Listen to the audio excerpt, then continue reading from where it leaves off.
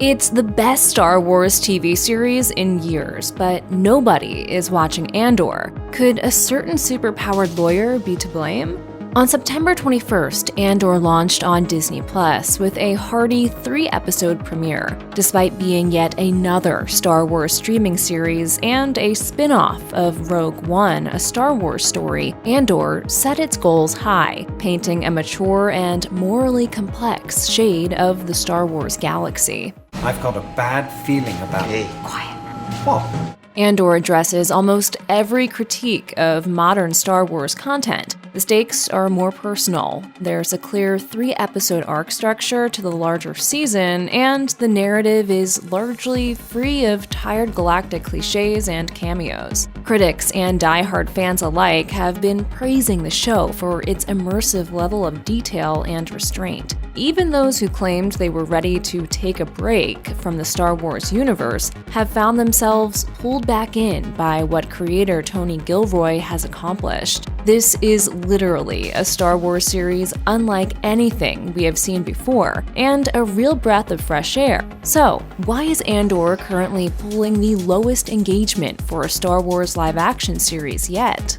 According to a new report from Parrot Analytics, Andor is far behind in viewer demand compared to all of its Star Wars Disney Plus predecessors. In the streaming era, measuring the scope of viewership is a bit trickier than just a direct number of viewers on network TV, as there are many more variables to consider. Actual viewers' demographics and streaming numbers are often only released at the service's discretion, so exactly how many people are watching Andor is unknown for now. Through the metric of demand, which takes online engagement and discussion into account, Andor is apparently falling far behind Obi-Wan Kenobi, which also failed to make a long-term impression. Industry jargon aside, Andor is struggling to make a greater impact outside of its own niche, and for a show that seemingly caters to a lot of the general public's wishes for the Star Wars brand, that's quite an odd phenomenon. There are, however, plenty of factors that could have led Andor to not making a big enough impression on the streaming landscape.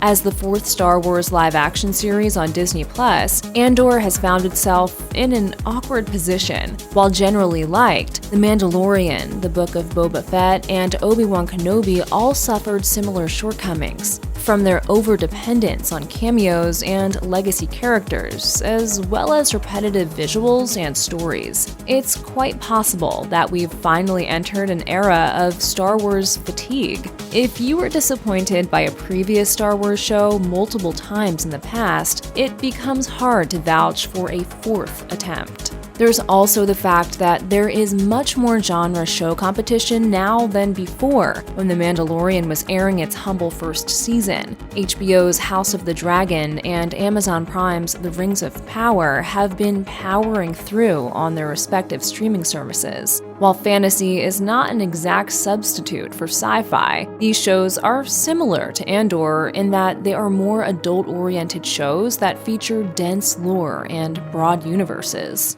Tell me your secret. Our secrets are our own.